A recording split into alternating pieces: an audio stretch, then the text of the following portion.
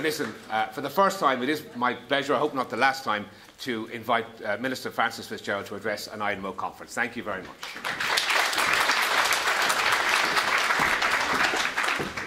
Good morning, everyone. Liam always sets the bar too low, doesn't he? I mean, we know that.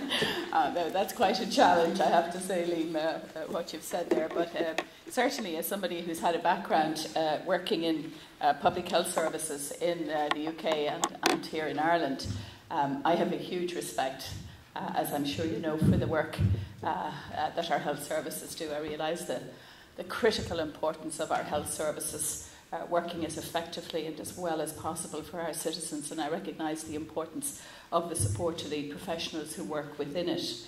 I suppose my own appreciation, if you like, of public health nurses and community nurses has been formed in my work as a social worker many years ago. I keep saying when I meet people now, well, it's a long time since I was on the front line as a social worker, but I was there for 20 years, and I worked in Ballymun for 10 years, and I worked in inner city London, and I worked in community with very vulnerable families, and I did some specialist work as well, and I did a lot of interdisciplinary work with nurses, with public health nurses, with health visitors, as they are in the UK, and with psychologists. And I suppose what I have pretty deep within me is a huge respect for the contribution of different professional groups and the importance of interdisciplinary and interagency work. And yet I also know the huge difficulties that there are, particularly at a time of economic difficulty and huge change, which is what we're all facing at present, and that adds a whole extra layer.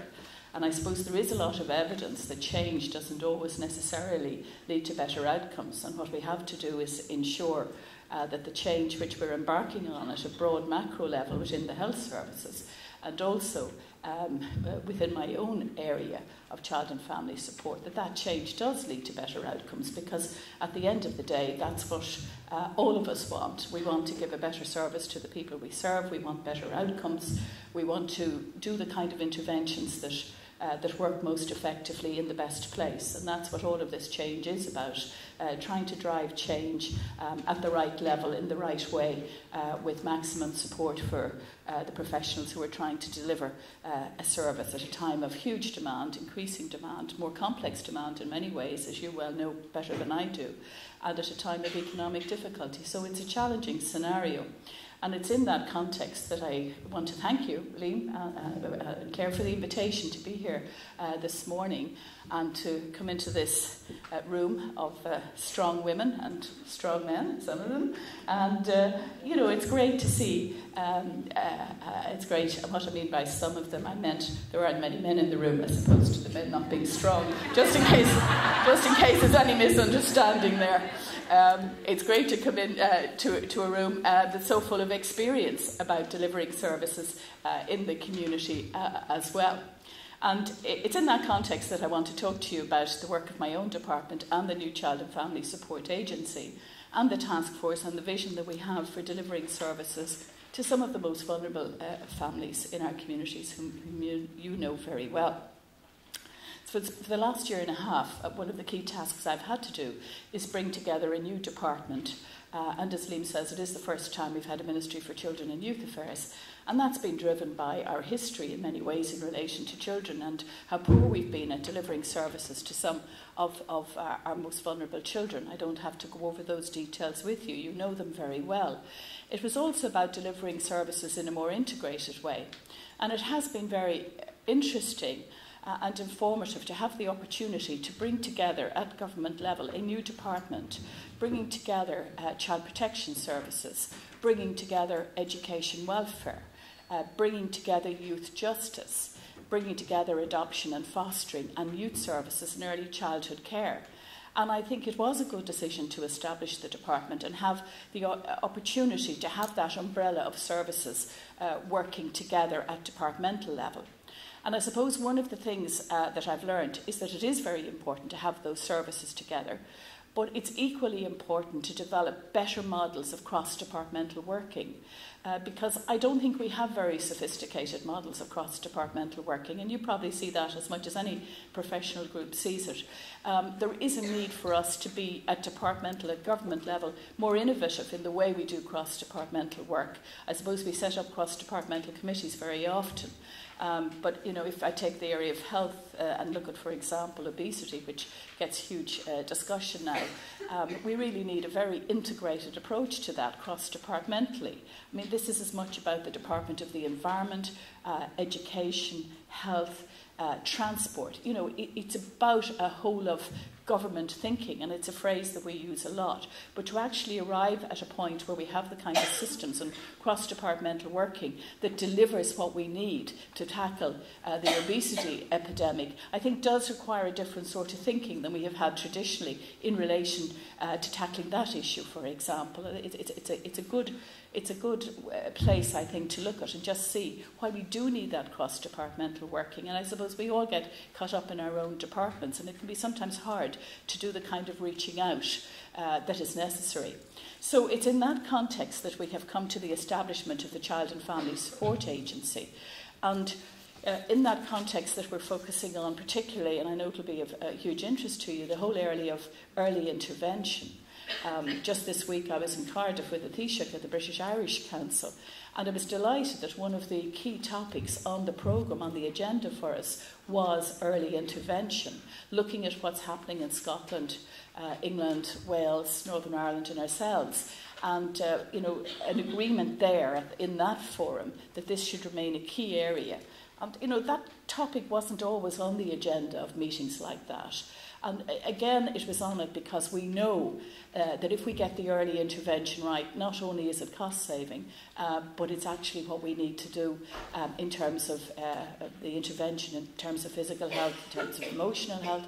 And we know that the money spent in early intervention leads to better outcomes, not just for the child in terms of physical health, but it actually, and it's amazing, I don't think people really quite believe this, it actually means that young people will do better in education if they have access to high quality early years support. They will stay in education longer, their employment prospects will be improved, and they will have less risk of getting involved in addictive behaviour. And that's proved conclusively from a whole range of studies now. And recently I was at an international conference in Norway looking at early intervention. And the first person to address the conference was an economist. And, you know, they're looking much more now, I think, at intergovernment level at the economic benefits. And the OECD, when they did their recent review in Ireland, talked about the competitive advantages of early childhood care and intervention.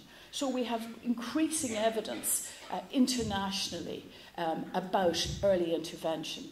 So I think in terms of your work and that interdisciplinary work and reaching out to families and, you know, ensuring that we intervene and help children and families at an early stage, the evidence is more and more conclusive, not just from the point of view of development of the child, but clearly from the point of view of the economy as well. The other point I want to make in relation to early intervention is that our history hasn't been great in relation to it, and you know that as well as I do, in terms of an approach to childcare in this country. We've put a lot of money, billions probably, you know, certainly hundreds of millions, into childcare facilities. But in terms of a universal approach, we have 1 year at present, which is a huge take-up, 95% of 3 to 4 year olds. And that's a very good service, and you're involved, some of you, in the preschool inspection, and you know how important that service is, and quality and standards is really where we're focusing now. And I'd certainly like to see a second year. We aren't at that point at the moment, but I think a second year would be very welcome, and I think it's a great opportunity for interdisciplinary work to take place in the context of preschool services and good collaboration there. I think there's real opportunities there that haven't really been explored at all. I suppose when I'm talking about Irish childhood, one of the things that I do like to say is that Irish childhood has changed beyond imagination, and I think it's very important for us to recognise that. that if you look at outcomes for children in this country, if you look at our attitudes to children, notwithstanding some of the attitudes we saw during the children's referendum, generally speaking, what you have is an absolutely new understanding and appreciation of childhood, of the psychology of childhood. We've changed dramatically in the way we approach our children. There's wonderful parenting going on around the country.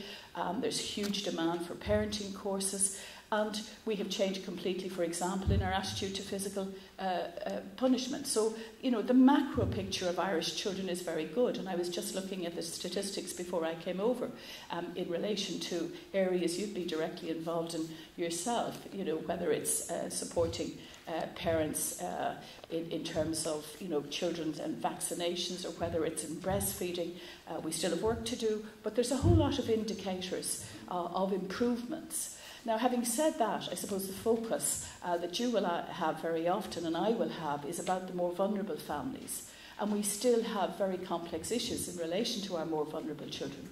We do have, as you know, about 1,700 cases last year confirmed in relation to sexual and physical abuse. We do have 30,000 referrals to our child and family support services. We do have more complex scenarios. We do have problems, as you saw from the child death report, in terms of proper risk assessment, in terms of interdisciplinary work, in terms of interagency work. And those are some of the issues which I hope the Child and Family Support Agency in its new form will be in a position to better address. So I very much want to say to you this morning that I see today very much as a dialogue. I see it as a dialogue that needs to take place between the Child and Family Support Agency and your own experience of your work, how the boundaries can be dealt with. There's a lot of boundary issues in our work, as we know, professionally and setting-wise.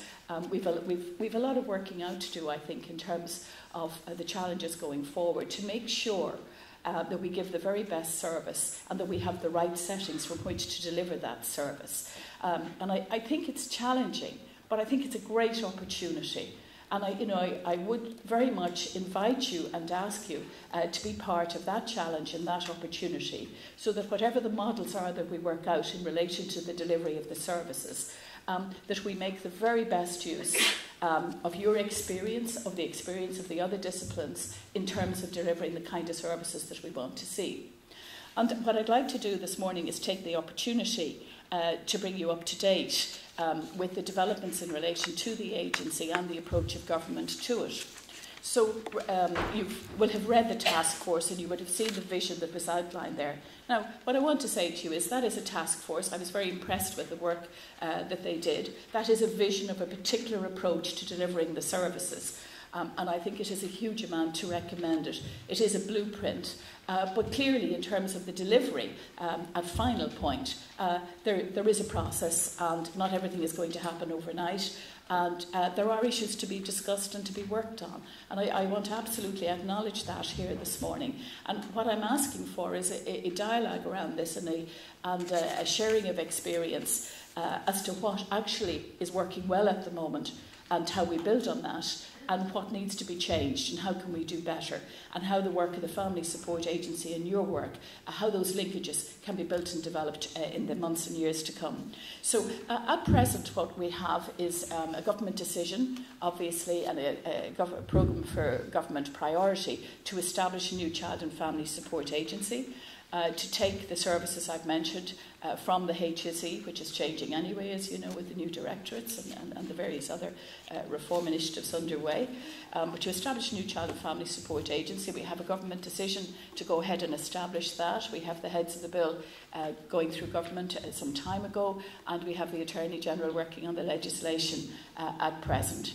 We have a new management structure within the HSE in relation to the delivery of those services, with a reduction of managers from 36 to 19.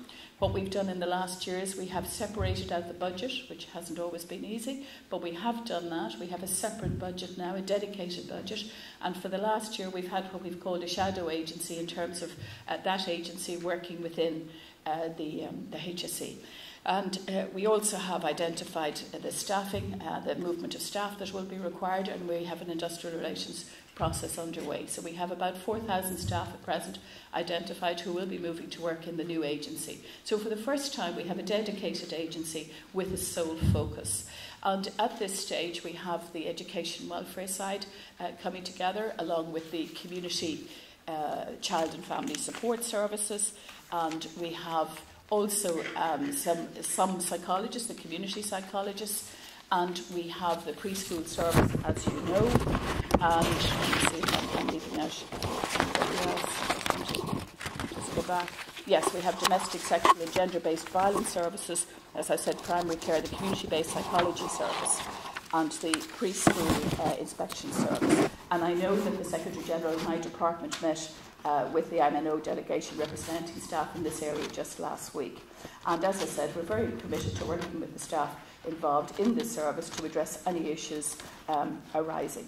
So legislation will be going into the Dáil in the new year, and the agency will be established in the new year. And my priority really is to get all of the identified services, the ones I've mentioned to you, well established and integrated as quickly as possible, and to continue to examine in parallel opportunities for further expansion of that agency's functions once it is up and running. Further services may be transferred to the new agency at a later stage, following consideration of relevant recommendations. But as I say, that will require detailed consultations and planning and discussion about quite precisely how the various services interact and how they best interact. You do know that the task force recommended a public health nursing service for children and families was critical, and integration of that with other disciplines was critical, that speech and language services, therapy services for children should be integrated, child and adolescent mental health services, and the children's detention schools. I want to say to you absolutely clearly here this morning that I recognise all of the challenges that would be involved in such a move and the issues that would raise. And they are multiple, and I certainly want to say that to you. But I think it is very informative to read the task force report and to really look at the issues that we have to try and resolve from the point of view of the child and the family. And how do we get that best service? And I know I'm repeating myself, but I really do want to repeat it and say, what is the best model to get services to the families that we're speaking about? And obviously primary care is a very important route for services. But equally, when you look internationally at getting services to the families I'm speaking about, it's very clear that you do not simply want to focus on child protection. You really want to ground the work in a broader approach to those families, a much broader approach that involves that universal approach, the interdisciplinary work, the interagency work, to get the services to those families. So, that is the task, and I think it is a big task. I think it's absolutely clear, again, to go back to the Independent Child Death Review Group, that we have huge work to do, and I think it's a real challenge for all of us. How do we ensure that we get those services into families in a way that makes a difference? How do we make sure that we're doing the proper risk assessment?